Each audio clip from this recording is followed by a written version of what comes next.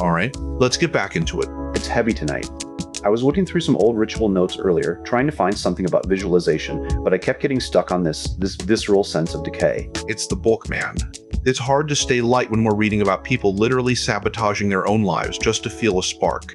It's like sabotage, though. It's a desperate attempt to break out of being a copy of a copy. Exactly. That's our lens for tonight. We're looking at the midlife crisis not as a breakdown, but as a radical deconstruction. This isn't about fixing yourself. It's about burning the old corporate version of you to the ground to see if anything real is left underneath.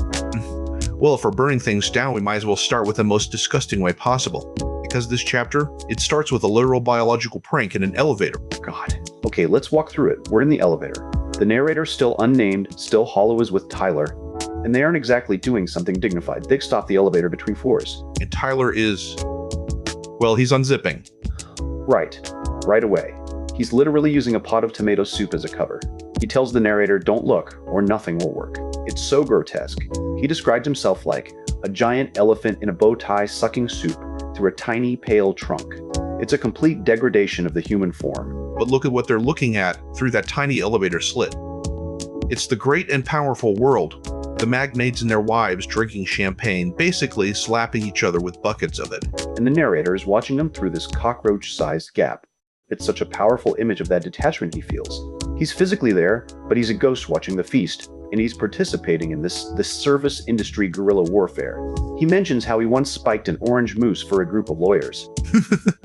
Yeah, but Tyler takes it to a whole different level. He talks about stopping an elevator just to fart over a tray of pastries. It's pure chaos. But notice the motivation. They aren't doing it for a laugh. It's because these people, the ones who pay the tips, treat the staff like cockroaches, right? The service partisan mentality. This is where the deconstruction starts. They aren't just unhappy, they are actively trying to pollute the pristine, expensive world of the elite. And then we get to the backstory, the renegade origin story. Tyler is working a high-end gala in this glass house, this cloud on steel legs. And everything goes sideways because of a simple psychological prank. It's so subtle. Tyler doesn't even pee in the perfume. He just leaves a note. He tells the staff, in one of your perfume bottles, there is now my urine. And that's the genius of it. He doesn't have to do it. He just plants the idea. The uncertainty is what destroys the piece. And man, the fallout is insane. The hostess loses it. She's convinced, she's searching, she's collapsed in a bathroom full of broken glass and spilled expensive whale secretions. That part is so bleak. The whale secretions, the perfume getting into the cuts on her hands. She's screaming, "It burns, Walter, it burns!" It's the perfect metaphor for the whole book, isn't it? This extreme, expensive luxury, the perfume, the diamonds, the silk, it's literally cutting her. It's causing the very pain it's supposed to mask. It's brutal. And then you have Tyler just standing there looking at the chaos he helped trigger and saying, cool. But it's more than cool. He looks at the staff, who are all terrified of being fired, and he says, this is the best thing that could happen in life. When you get fired, you stop beating a dead horse and start changing your life. That's the thesis right there. That's the radical deconstruction. To Tyler, being fired isn't a tragedy, it's an escape from the treading water of a meaningless job. He's literally embracing the loss of everything to find a way out. I don't know, man. I think I'd prefer the stability of the hotel job. The chaos is a lot.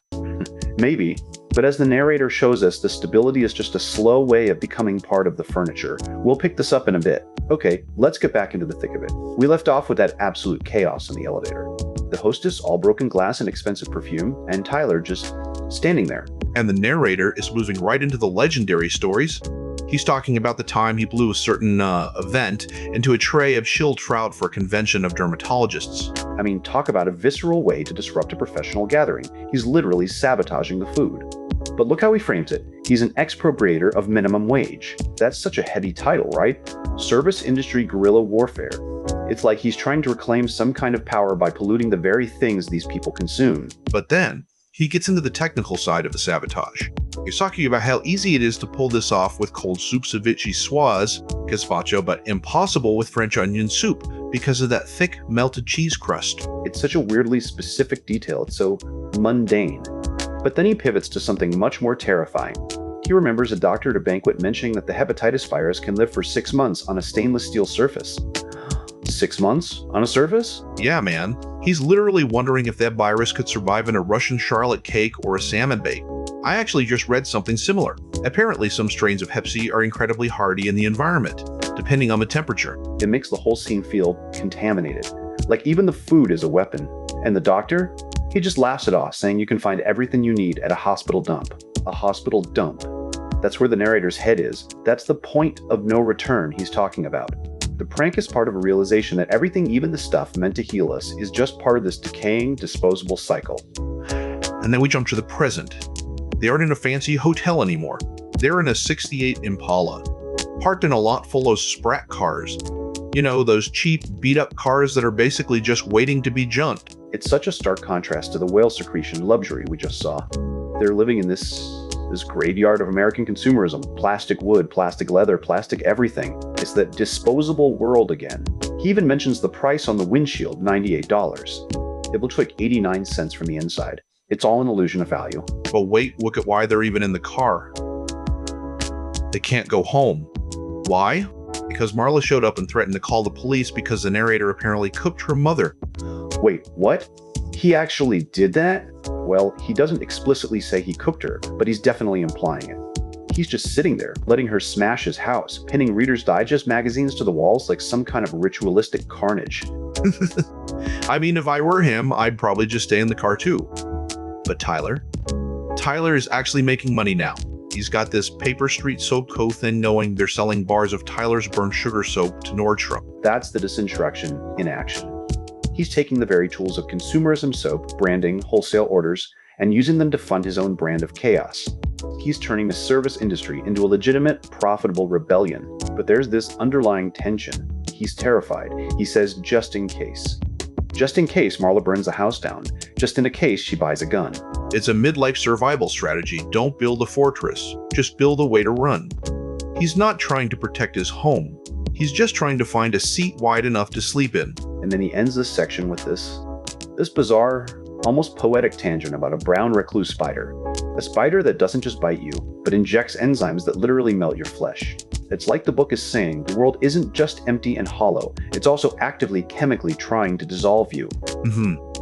Ma'am, I think I need to go wash my hands. Or at least check my furniture for spiders. We're back, and I think I need a moment. I've been sitting here staring at my notes, and the sheer casual horror of this next part it's a lot. It's not even horror, man. It's just Tuesday for these two. They're sitting in a car, probably smelling like old upholstery and cheap beer, and Marla just shows up. She doesn't even knock. She just stands at the door and yells, knock, knock, knock. It's so jarring. The narrator is just trying to exist, reading Reader's Digest, which, let's be honest, is already a sign of a dying soul, and she's just there with a FedEx package. And the package is? Okay, I was not prepared for this. She opens it, and it's just white stuff. Everywhere. Polystyrene peanuts flying around like snow. And then she says it. This isn't crap. This is my mother, so back off. I had to read that twice. She's literally delivering her mother's body fat in a sandwich bag? It's the most Fight Club thing ever. It's not even a person anymore, it's just white stuff for the freezer. But wait, look at the logic here. She's using it for cosmetic surgery. She says, lips shrink with age. This can be fixed with a collagen injection. And then he explains the science of it. It's so grotesque, but also strangely analytical. He says cheap collagen from beef fat is rejected by the body. It lasts 6 months, tops. But the good stuff? The stuff that stays? You have to suck it out of your own thighs. You purify it and you inject it back into your face. It is the expression of that deconstruction we were talking about. Taking the self, literally melting it down and reshaping it to fit a consumerist ideal of beauty. And the collagen fund. She's been accumulating it, like a savings account. But instead of stocks, it's just bags of processed human thigh. And then, the reveal. The narrator is trying to stop her from opening the freezer, but he slips, the bag breaks, and everything is covered in this greasy white sludge. And the narrator realizes with this terrifying clarity what Tyler has actually done. Wait, did he? He says, I realized what Tyler had done. He looks at the empty freezer. All that's left are tooled flashlight batteries. No way. He says it right there. We boiled her. We boiled her mother. Soap. Ugh. Oh God. The siphonification thesis from earlier? It wasn't just a chemistry lesson. He actually used the human remains to make the product. It's the logical extreme of their rebellion. They aren't just sabotaging the system, they are consuming the very people who belong to it. They are turning the human element into a commodity. Literally, the chaos in that kitchen. Marla's slipping, screaming, "You boiled my mother!" And he's just trying to find his footing on the linoleum, clutching a colorful Indian skirt. It's pure, unadulterated madness. It's like a fever dream. But then the book just shifts. It goes from this insane, soapy murder scene back to a corporate office. It's the whiplash. 1 second, we're witnessing the literal dissolution of a human being in a soap, and the next, the narrator is sitting at a desk, looking at an email about a product recall. And it's so sterile, in accordance with National Highway Traffic Safety Administration requirements. He's calculating the math. He mentions the formula again, A times B times C.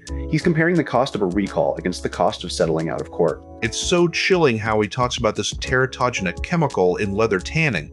A chemical that causes birth defects in the third world, but since no one is calling the Department of Transportation, he just moves on. It's like the violence in the kitchen and the coldness of the corporate office are the same thing. One is loud and bloody, the other is quiet and bureaucratic, but both are just managing decay. Exactly. Whether it's boiling a mother into soap or ignoring a chemical that causes mutations, it's all just part of that disposable world where nothing, not even life, has intrinsic value beyond its cost-benefit analysis. Man, I think I'm done for the night. I need to go sit in a dark room and pretend I don't know how soap is made. Same here, Paco. Same here. We're spiraling. Let's take 5, shuffle the deck, and see if Paco can survive a round of Munchkin without losing his soul to a super bad. Hey, my soul was much more resilient than my ego. Now, pass me that goblin card.